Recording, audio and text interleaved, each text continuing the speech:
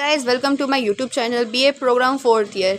ये हमारे 8th semester का सब्जेक्ट है पॉलिटिकल साइंस, जिसमें है एथिक्स, पॉलिटिकल एंड गवर्नेंस। इसमें आपको 4 यूनिट कवर करनी है। यूनिट 1 है the nature of ethical reasoning, जिसमें आपको 3 पार्ट में डिवाइड कर रखा है, तो हम इसको एक वीडियो में कवर अप करेंगे। चलिए स्टार्ट करते हैं। तो इसमें हमारा the nature of ethical reasoning का पूरा पार्ट कवर होगा। तो हम स्टार्ट करते हैं हमारे इंट्रो से, जिसमें है बताया गया है कि मानव जीवन बहुत सारे ऑप्शनों से भरा हुआ होता है। इसमें बहुत सारे विकल्प होते हैं। हर दिन हम तय करते हैं कि क्या सही है, क्या गलत है, क्या अच्छा है, क्या बुरा है, और क्या हमारे लिए न्यायपूर्ण है और क्या अन्यायपूर्ण है।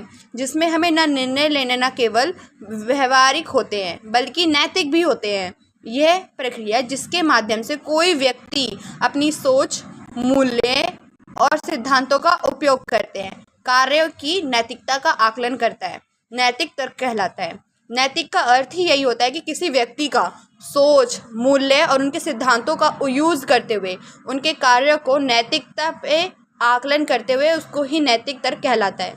तो नैतिक तर्क शक्ति व्यक्तियों और समाज को न्याय, ईमानदारी, उत्तरदायित्व और निष्पक्षता बनाए रखने में मदद करती है, ताकि एक इंसान ईमानदार हो, अपने कार्य के लिए जवाबदेही हो, उत्तरदायी हो और अपना कार्य निष्पक्ष रूप से बनाए रखने में मदद करता है एक नैतिक व्यक्ति को। नैतिक तर्क शक्ति के बिना मानवीय कार्य स्वार्थी, हानिकारक और अन्यायपूर्ण हो सकते हैं। इसलिए यह व्यक्तिगत जीवन, सामाजिक जीवन और व्यावसायिक जीवन में बहुत महत्वपूर्ण भूमिका निभाते हैं। अगर कोई इंसान अपनी ईमानदारी और उत्तरदायित्व, निष्पक्षता से कार्य करता है तो उसका जीवन भी बहुत ज़्यादा सफल होता है और बहुत ज़्यादा अपने जीवन में महत्वपूर्ण भूमिका निभाता है। इसका एक नॉर्मल से एक डेफिनेशन है जिसे कहते हैं नैतिक तर्क का अर्थ है कि सही निर्णय लेने के लिए बुद्धि और नैतिक मूल्य का उपयोग करना चाहिए। जिसमें हमें ये बताता है कि सही निर्णय लेना ही हमारी बुद्धि और हमारे नैतिक मूल्यों का उपयोग करना ही हमारे एक महत्वपूर्ण जीवन को व्यावसायिक जीवन में बहुत ही महत्वपूर्ण भूमिका निभाता है। नैतिक तर्क में हमें एक नीति शास्त्र भी आता है जिसको एथिकल रीजनिंग कहते हैं, जिसे नीति शास्त्र दर्शन शास्त्र की वह शाखा होती है जिसमें नैतिकता का अध्ययन करती है। जिसमें हमें ये बताता है कि सही क्या है, गलत क्या है, हमारे लिए अच्छा क्या है, बुरा क्या है और हमारा क्या कर्तव्य है, हमारी क्या जिम्मेदारी है। ये सारी अवधारणाओं का अध्ययन करती है। ये शब्द हमें ग्रीक शब्द एथोस से आया हुआ है, मीन्स एथोस, जिसे यानी एथिकल पूरा वर्ड बना हुआ है, जिसका अर्थ है चरित्र या रीति रिवाज। परिभाषाओं में हम इसको बताएंगे कि नैतिकता को इस प्रकार परिभाषित किया जा सकता है कि मानव व्यवहार की निर्देशित करने वाले नैतिक सिद्धांतों का व्यवस्थित अध्ययन। यानी किसी व्यक्ति को नैतिकता के रूप से अध्ययन करना हो तो उसको इस बारे में पता रहना चाहिए कि क्या सही है, क्या गलत, क्या अच्छा, क्या बुरा, क्या कर्तव्य है, क्या उसकी जिम्मेदारी है। इन सब से मिलकर ही हमारा एक नीति शास्त्र का जन्म होता है या फिर उसका निर्माण होता है, जिससे एक व्यक्ति अपने नैतिकता के आधार पर कार्य को सरल रूप से कर पाता है। एक्चुअली में नैतिक शास्त्र क्या होता है, एथिकल रीजनिंग क्या है, हम देखेंगे। फर्स्ट हमारा बोलना एथिक्स, जिसमें हम कवर करेंगे नैतिक तर्क का अर्थ क्या होता है। नैतिक तर्क का अर्थ होता है कि तर्क जो नैतिक समस्याओं को डिस्कस करने में हमें मदद करती है। नैतिक सिद्धांतों और मूल्यों के अनुसार क्या किया जाना चाहिए, क्या हमारे लिए सही है, किस तरीके से उसको व्यवस्थित करना चाहिए, क्या प्रक्रिया होनी चाहिए, ये हमारे सब नैतिक तर्क में आता है। नैतिक तर्क का अर्थ है कि सही और जिम्मेदार निर्णय लेने, मन को नैतिक मूल्य का उपयोग करना। ये हमारे नैतिक तर्क का अर्थ है। सीधे सीधे लैंग्वेज है, उसमें शामिल होते तत्वों को समझना, ये हमारे लिए कौन से तत्व यूजफुल होने चाहिए, परिणामों को ध्यान में रखते हुए नैतिक सिद्धांतों को लागू करना और सबसे नैतिक कार्य का चयन करना, जो हमारे कार्य के लिए सुलभ माना जाएगा, उसे ही हमें अपने उस प्रोसेस को ही हमें अपने नैतिक तर्क में यूज करना चाहिए। जैसे एग्जांपल लेते हैं कि यदि किसी छात्र को कक्षा में पैसे मिलते हैं तो वो उस पैसे को वापस लौटाए या अपने पास रख ले। तो अगर वो उसको वापस लौटा देता है कि वो पैसे जिसके हैं, तो वही उसके नैतिक तर्क होते हैं कि उसने अपने कार्य सही से किया, बिना किसी बेईमानी से, ईमानदारी से उस पैसे को तक पहुंचाया जिसके वो पैसे हैं। ये हमारे नैतिक तर्क होते हैं। नैतिक तर्क की प्रकृति कि इसका नेचर क्या होता है। नैतिक तर्क की प्रकृति इसके मूल चरित्र और गुणों की व्याख्या करता है। जो हमारा नेचर ऑफ एथिकल है वो हमारे कैरेक्टर और हमारे क्या गुण है उसकी व्याख्या करते हैं, जिसको हमने इतने पार्ट में डिवाइड कर रखे हैं। मानव प्रकृति होती है, तर्कसंगत प्रकृति होती है, मूल्य आधारित प्रकृति होती है, व्यवहारिक प्रकृति होती है और सार्वभौमिक प्रकृति होती है। इन सबको मिलाकर हमारे नैतिक तर्क की प्रकृति पूर्ण रूप से पूर्ण होती है। देखते हैं कि जो हमने पार्ट में डिवाइड करा था इनका अर्थ क्या होता है। मानव प्रकृति नैतिक तर्क हमें ये बताता है कि क्या किया जाना चाहिए और ना कि क्या हो रहा है, क्या सही है और गलत व्यवहार के मानक निर्धारित करता है। मानव प्रकृति हमारे मानवों के ऊपर निर्धारित है कि उसे ये पता होना चाहिए कि उसे क्या करना चाहिए, ये नहीं कि क्या हो रहा है। कि अगर उसको कहीं पे, जैसे हमने अभी पिछले में देखा कि हमने एग्जांपल लिया कि किसी को पैसे मिलते हैं तो उसको वापस करना चाहिए, ना कि उसको खुद रख लेना चाहिए।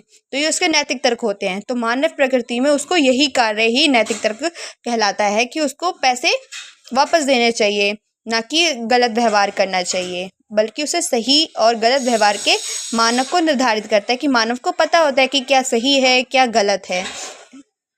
जैसे एग्जांपल लेते हैं कि हमें बड़ों का आदर करना चाहिए, कि हमें उनकी रिस्पेक्ट करनी चाहिए, उनको बेइज्जत नहीं करना चाहिए, ना उनसे गलत तरीके से बात करनी चाहिए, उनका हमें हरदम रिस्पेक्ट करनी चाहिए और हमें धोखा नहीं देना चाहिए, हमें अपनी ईमानदारी पर अटल रहना चाहिए। ये हमारी मानव प्रकृति के अंदर आता है। तर्क संगत प्रकृति को देखते हैं, जिसमें आता है कि तर्क वितर्क और विवेक पर आधारित होता है, ना कि अंधविश्वास या भावनाओं पर। यह किसी भी कार्य को करने से पहले सावधानी पूर्वक विचार करने को प्रोत्साहित करता है।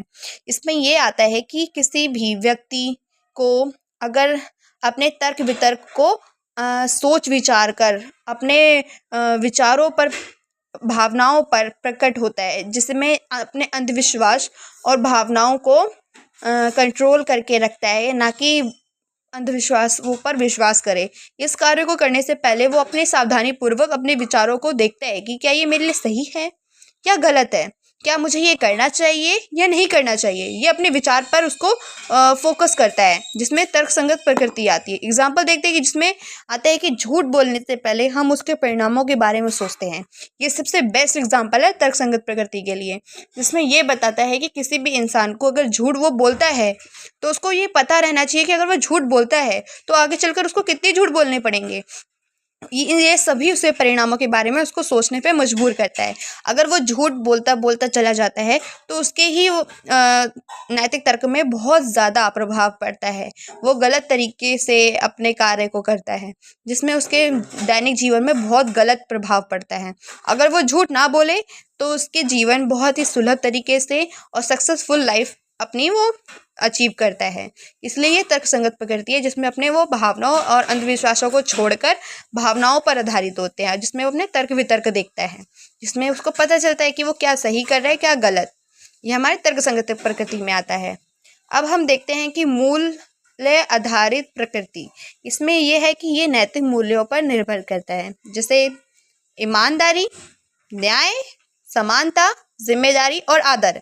ये मूल्य हमारे निर्णयों का मार्गदर्शन करते हैं। अगर ये सारे ही हमारे एक मानव के अंदर होते हैं तो उसके ये मूल्य होते हैं जो इसके मानव के अंदर होने चाहिए। सबसे फर्स्ट ऑफ ऑल हॉनेस्टी, न्याय, समानता, जिम्मेदारी और आदर, ये सब एक मानव को अंदर होने चाहिए, क्योंकि यही सब उसको एक अपने लाइफ में अचीव करने के लिए सारे गुण उसके अंदर होने चाहिए, जिससे वो अपनी सक्सेसफुल लाइफ जी सके। इन मूल्यों से उनको मार्गदर्शन मिलता है कि वो अपने कार्य को इक्वल तरीके से कर सके, अपने कार्य के प्रति जिम्मेदार हो सके, ईमानदार हो सके, अपने कार्य के प्रति न्यायपूर्ण हो सके। ये सारे मूल्य आधारित प्रकृति होते हैं। अब हम देखते हैं कि व्यवहारिक प्रकृति क्या होता है। नैतिक तर्क केवल सैद्धांतिक ही नहीं बल्कि व्यवहारिक भी होते हैं। इसका उपयोग दैनिक जीवन की स्थितियों में किया जा सकता है। व्यवहारिक प्रकृति में ये देखा जाता है कि वो सैद्धांतिक नहीं है बल्कि इसको व्यवहारिक रूप से भी प्रयोग किया जाता है, जो हमारे दैनिक जीवन में स्थितियों में किया जाता है, जैसे पारिवारिक संबंध, शिक्षा, व्यापार, राजनीतिक, कानून। ये हमारे दैनिक जीवन है, हमने अपने परिवार में देखा, उसमें भी हम उसमें अपना व्यवहार निभाते हैं। शिक्षा में, व्यापार में, राजनीति में, कानून में, ये हमारे दैनिक जीवन का कार्य है, जिसमें हमें देखना पड़ेगा कि उसमें हमें अपने सैद्धांतिक ही नहीं व्यवहारिक रूप से भी अपनाना पड़ता है।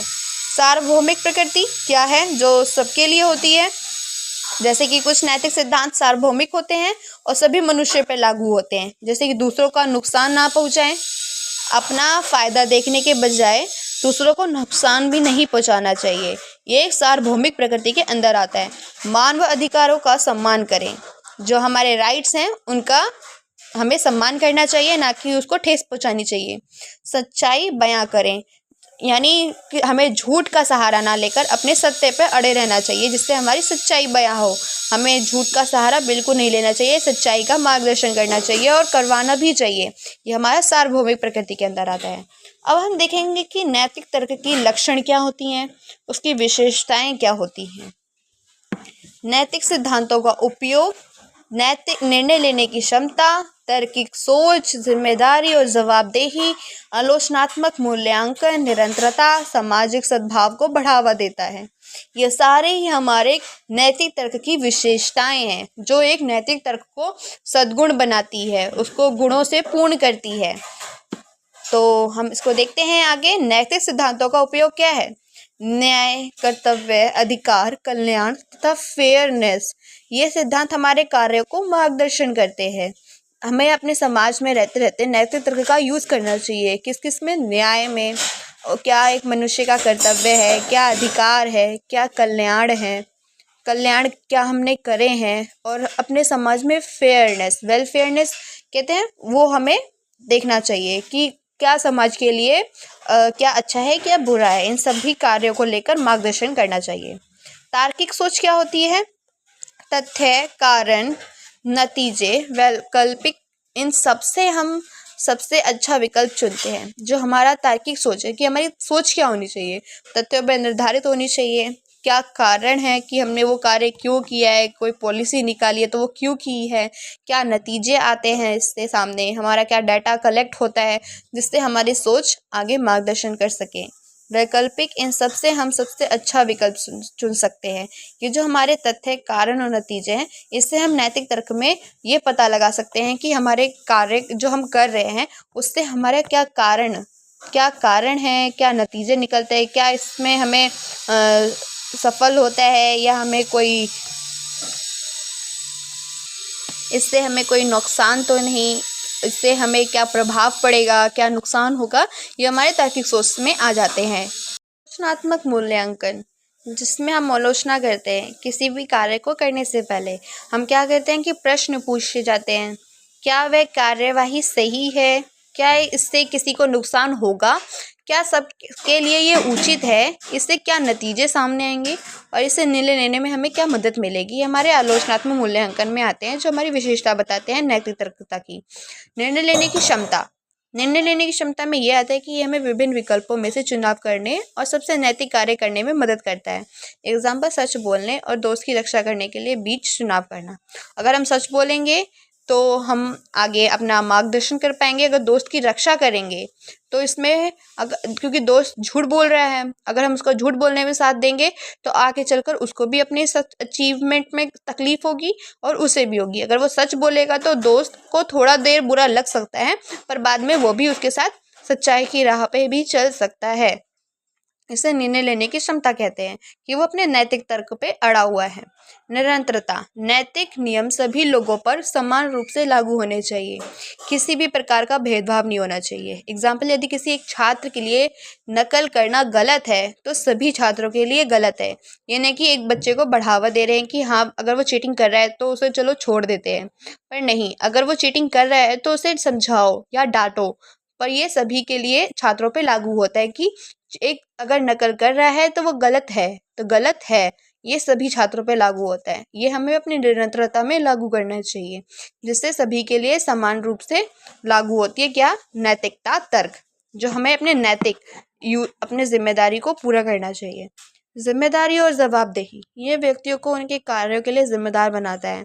हमें अपने निर्णयों के परिणामों को स्वीकार करना चाहिए। अगर हम कोई भी कार्य करते हैं नैतिक तर्क के हिसाब से ही, अगर उसमें सफलता मिलती है तो भी ठीक है, अगर हमें उसमें सफलता नहीं प्राप्त होती तो भी ठीक है। हमें इस पे अपने परिणामों को स्वीकार करना चाहिए, क्योंकि आपने उसको नैतिक तर्क से किया है, बिल्कुल सही ढंग से किया है, बिल्कुल सही तथ्यों का इस्तेमाल किया है।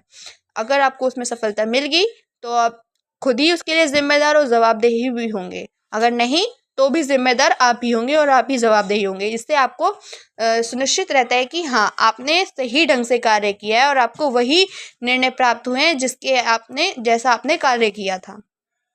सामाजिक सद्भाव को बढ़ावा देता है। नैतिक तर्क से समाज में विश्वास, सहयोग और शांति का सृजन होता है। अगर हम सामाजिक सद्भाव को बढ़ावा देते हैं तो हमारे समाज में विश्वास बढ़ जाता है हमारे प्रति, वो हमारे लिए अगर हमें किसी चीज़ के लिए ज़रूरत होती है तो वो हमारा सहयोग भी करते हैं और उससे शांति भी बनी रहती है। नैतिक तर्क का महत्व, अब हम देखेंगे नैतिक तर्क का महत्व क्या होता है। ये नैतिक चरित्र का विकास करता है, ये न्याय और समानता को बढ़ावा देता है, इससे संघर्ष कम हो जाते हैं, इससे समाज में विश्वास बढ़ता है और ये पेशेवर नैतिकता में सहायक होते हैं। ये नेताओं और नागरिकों को मार्गदर्शन करते हैं, ये हमारे महत्व में आते हैं। नैतिक तर्क के बिना समाज भ्रष्ट और अराजक हो जाता है। अगर नैतिकता से काम नहीं किया जाता तो समाज भ्रष्टाचार से पूर्ण हो जाता है और उसमें अनारकी आ जाती है, जिससे कोई भी कार्य सही नहीं होते, उसमें बहुत ज़्यादा भ्रष्टाचार उत्पन्न हो जाता है। नैतिक तर्क की सीमाएं और कमियां क्या हैं? इसकी है व्यक्तिपरकता, सांस्कृतिक अंतर, मूल्यों का संघर्ष, भावनात्मक प्रभाव, स्पष्ट उत्तरों का अभाव, व्यवहारिक बाधाएं और तर्क का दुरुपयोग। ये सभी हमारी सीमाएं हैं जो हमें इतनी ही सीमा तक अंदर अंदर कार्य करना चाहिए, और यही हमारी कमियां भी हैं जो हमारे नैतिक तर्क में आती हैं। व्यक्तिपरकता इसमें है कि अलग अलग लोगों की मान्यताएं, मूल्य अलग अलग होते हैं, इसलिए नैतिक निर्णय भी हर व्यक्ति के लिए अलग अलग हो सकते हैं। एग्जाम्पल देखते हैं, एक व्यक्ति मृत्युदंड का समर्थन करता है, दूसरा इसका विरोध करता है। तो ये व्यक्तिपरकता में आता है कि कुछ लोगों को ये सही लगता है, कुछ लोगों को ये गलत भी लगता है। जिससे ये पता चलता है कि लोगों के विचार और मूल्य दोनों अलग अलग होते हैं, कुछ के सही होते हैं, कुछ के गलत। तो ये व्यक्तिपरकता पर निर्भर करता है। सांस्कृतिक अंतर, ये संस्कृति में जो सही है वह दूसरी संस्कृति में गलत हो सकता है। जैसे कि विवाह की रस्में, पहनावे की शैलियाँ, खान पान की आदतें विभिन्न समाज में भिन्न होती हैं। सांस्कृतिक अंतर में यही आता है कि विभिन्न कल्चर, विभिन्न तरीके की भाषाएं और विभिन्न प्रकार की शैलियाँ, परंपरा, रस्में, कपड़ा, पहनावा, भोजन, बहुत तरीके की भिन्न तरीके की भिन्न समाज में अलग अलग तरीके से होती हैं। ये हमारी संस्कृति में जो अंतर लाती है। मूल्यों का संघर्ष, कभी कभी दो अच्छे मूल्य आपस में टकरा जाते हैं। जैसे कि एग्जाम्पल देखते हैं, साथ और निष्ठा, यानी सत्य और निष्ठा ये देखती है कि हमें अपने सत्य पे भी अड़े रहते हैं, और वो कोई दूसरा पर्सन होता है वो निष्ठा पे अड़ा रहता है, तो दोनों में टकराव उत्पन्न हो जाते हैं। कोई न्याय और कोई दया, कोई स्वतंत्रता तो कोई सुरक्षा। ऐसे मामलों में निर्णय लेना कठिन हो जाता है कभी कभी। भावनात्मक प्रभाव, लोग अक्सर तर्कसंगत रूप से कार्य करने के बजाय भावनात्मक रूप से कार्य करते हैं, जिसमें नैतिक तर्क कमज़ोर हो जाता है। कुछ लोग होते हैं जो भावनाओं में बह जाते हैं, जिसके कार्य नैतिक तर्क कमज़ोर पड़ जाता है और उनके भावनाओं पर असर पड़ जाता है। जिससे कि एग्जाम्पल ये देखते हैं कि क्रोध गलत निर्णयों का कारण बन सकता है। जैसे हम कभी कभी कोई कार्य कर रहे होते हैं, उसमें हम अपने नैतिक तर्क को यूज़ करते हैं, उसका प्रोसेस पूरी तरीके से करते हैं, पर हमें अगर क्रोध आ जाता है या हमारी कोई भावना उत्पन्न हो जाती है, रोना हो गया, क्रोध हो गया, तो हमारे कार्य पे हावी प्रभाव कर देती है, क्योंकि हमारे नैतिक तर्क को कमज़ोर पड़ जाते हैं और हमारा जो भावनात्मक प्रभाव होता है वो हमारे कार्य में कमी लाता है, वो उस पर ज़्यादा हावी हो जाता है। ये हमारी कमियां हैं।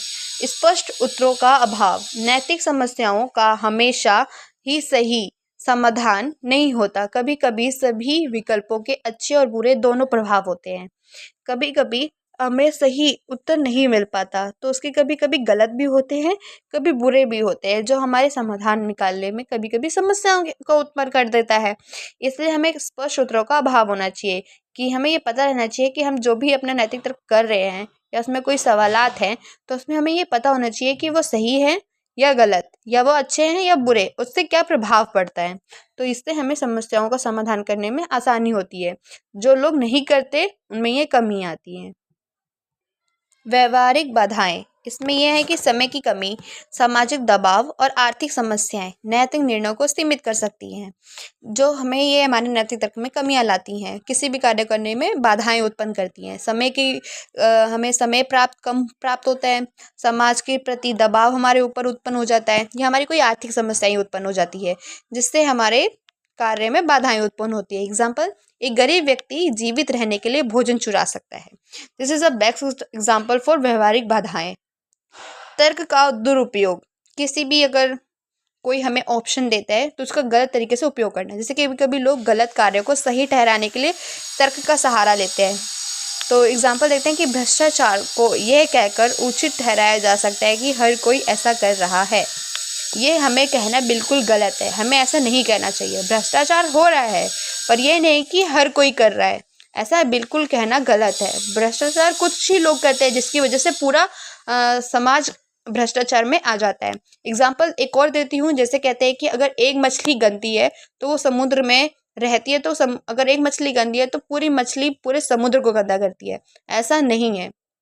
अगर कोई भ्रष्टाचार कर रहा है तो हर कोई ऐसा नहीं होता। जो भ्रष्टाचार कर रहा है हमें उसके ही खिलाफ आवाज़ उठानी चाहिए। तो हमारे कंक्लूजन देख लेते हैं। नैतिक तर्क शक्ति हमें जिम्मेदार, निष्पक्ष और नैतिक व्यक्ति बनाने में मदद करती है। यह हमें न्याय संगत और सही निर्णय लेने के लिए मार्गदर्शन करती है।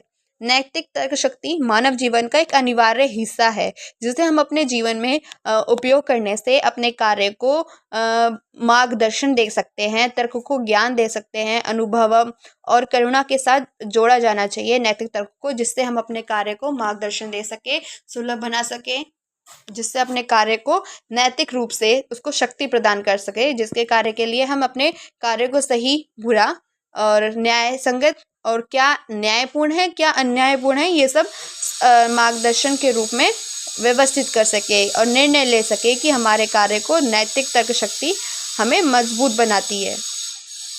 Thanks for watching my videos, so likes and subscribe और डू शेयर ऑल्सो। तो हम मिलते हैं नेक्स्ट पार्ट में जिसमें हम अपनी यूनिट 2 को कवर करेंगे। Thanks for watching.